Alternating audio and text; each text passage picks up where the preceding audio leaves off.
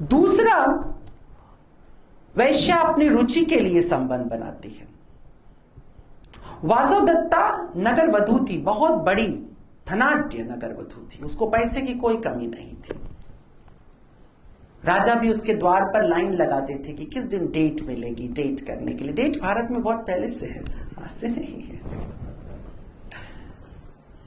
Date के लिए एक दिन बौद्ध भिक्खु उपगुप्त वहां से गुजरा। वासोदत्ता की नजर पड़ी, और जो मैं सुना रहा हूं इसको बहुत सुंदर बांग्ला में रविन्द्रनाथ टैगोर ने बड़ी खूबसूरत कविता लिखी है, बहुत सुंदर, कभी पढ़िएगा आप उसे। उपगुप्त को उसने देखा। उपगुप्त बिल्कुल युवा था, 18-20 साल का नौजवान, बहुत सुंदर, पर भिक्षु हो चुका था। वासोदत्ता को बहुत अच्छा लगा। वासोदत्ता ने उसे बुलाया अपने महल में और उसने कहा, तो भारत इतना दोगलेपन का शिकार अभी नहीं हुआ था, ये पश्चिम ने हमको सिखा दिया गोलमोल बात करना। उसने डायरेक्टली कहा, अभी तो लोग कहते हैं कि आपसे बहुत प्रेम हो गया है, आप मुझे अच्छे लग रहे, दिस दैट। उस जमाने में ये सब नहीं था, कट टू कट बात होती थी। उसने सीधे सीधे से कहा कि मुझे तुम्हारे शरीर में रुचि है और क्या तुम मेरे साथ सहवास करना चाहोगे।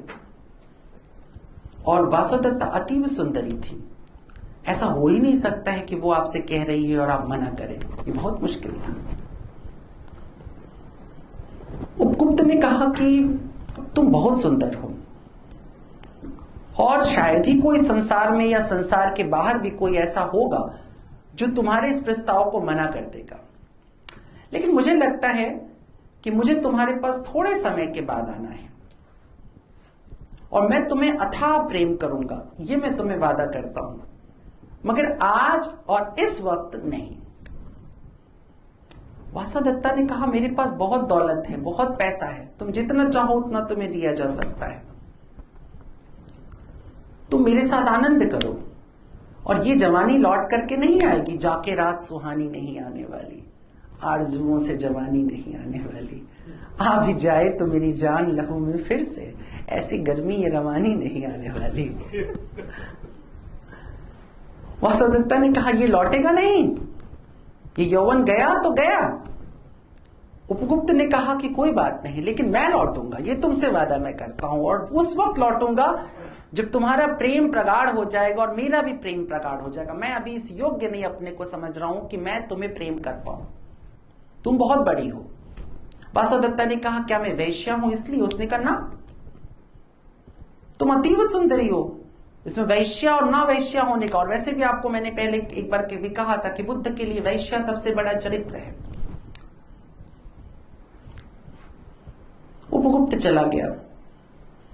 वासोदत्ता थोड़ी खींची, थोड़े शीशे विशे तोड़े होंगे उसने, 2-4-10। उसके बाद फिर वो उसकी दुनिया शुरू हो गई, खत्म हो गई। बहुत काल बीत गया। एक दिन उपगुप्त जा रहा था और उसे झाड़ियों से बहुत कराह रोने और बिलखने की आवाज आई। तो उसने जाकर के झाड़ी की उस तरफ जब देखा तो उसने देखा कि एक स्त्री जिसके पूरे बदन पर कोड़ के जैसे फोड़े निकल चुके हैं और बदन से बहुत गंदी बदबू आ रही है, मक्खियां भिनभिना रही हैं और गिरी पड़ी है वहां पर। वो उसके पास पहुंचता है और उसको जब स्पर्श करने जाता है तो कहती, मुझे मत छुओ, मुझे बहुत घिनौना यौन रोग हो गया है और मुझे स्पर्श करने से तुम्हें ये छूत का रोग लग जाएगा। उपगुप्त ने कहा कि तुमने मुझे पहचाना नहीं, मैं आज से कई वर्ष पहले तुम्हें मिला था और तुम्हारे प्रेम का प्रस्ताव में छोड़ करके आया था। आज वो समय है जब मैं तुम्हें प्रेम करूंगा। तो उसने कहा, मैंने तुम्हें नहीं पहचाना। उसने कहा, मैं उपगुप्त हूं और तुम वासोदत्ता हो। वासोदत्ता ने कहा कि अरे, अब तुम मेरे पास क्या लोगे?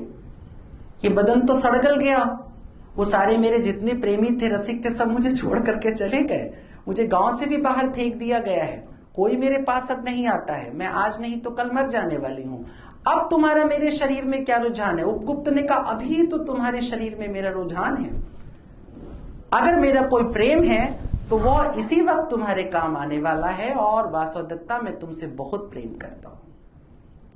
उसने वासुदेवता को गोद में उठाया और लेकर के वो अपने आश्रम में गया और उसने लगातार कई महीनों तक, वर्षों तक उसकी सेवा की, बहुत सेवा की और अंत में वासुदेवता वापस बिल्कुल स्वस्थ हो गई। उसके शरीर के सारे रोग चले गए, बहुत सुंदर वापस से वासुदेवता लौट आई अपने शरीर में।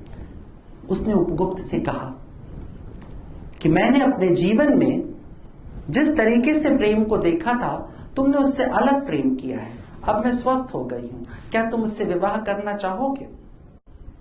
उपगुप्त ने कहा कि तुमने फिर मुझे बहुत अच्छा प्रस्ताव दिया है। तुम्हारे साथ विवाह करने से अच्छा और कुछ भी नहीं हो सकता, क्योंकि मैं तुम्हें अथाह प्रेम करता हूं और तुम भी मुझे बहुत प्रेम करती हो। लेकिन यह बताओ कि क्या हमारा यह प्रेम विवाह से थोड़ा और ऊपर नहीं जा सकता है? तो उसने कहा कि ऐसा क्या है जो विवाह से ऊपर हो सके? उसने कहा, क्या हम और तुम दोनों एक ही धम्म पर नहीं चल सकते हैं? जो तुमने मुझसे पाया है वो तुम संसार को वापस दे सकती हो। और क्या पाया है तुमने मुझसे? तो उसने कहा, करुणा। वासना अपने सबसे अधिक सुंदर फॉर्म में जब पहुंचती है तो करुणा बन जाती है। करुणा जब सिकुड़ी हुई चलती है तो वासना रहती है।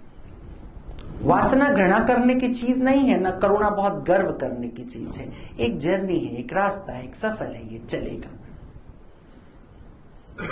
उपगुप्त में कितना गहरा सौंदर्य बोध था, जरा सोचो कि उस सड़ी हुई स्त्री को देखते हुए उपगुप्त कहता है कि मुझे तुम्हारा प्रेम याद है, तुमने मुझे प्रस्ताव दिया था और आज तुम्हें प्रेम की आवश्यकता है। और साथ ही साथ उपगुप्त को यह भी पता था कि उसका यह प्रेम वासुदेवता को वापस स्वस्थ और सुंदर कर देगा।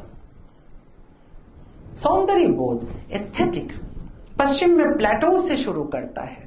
प्लेटो उस पर बात करता है, एरिस्टोटल उस पर बात करता है, बाद में कांट उस पर बहुत बात करता है और कांट को लगभग एक तरह से आइकॉन मान लिया जाता है। वो बेस लाइन हो जाता है पश्चिम में एस्थेटिक्स का।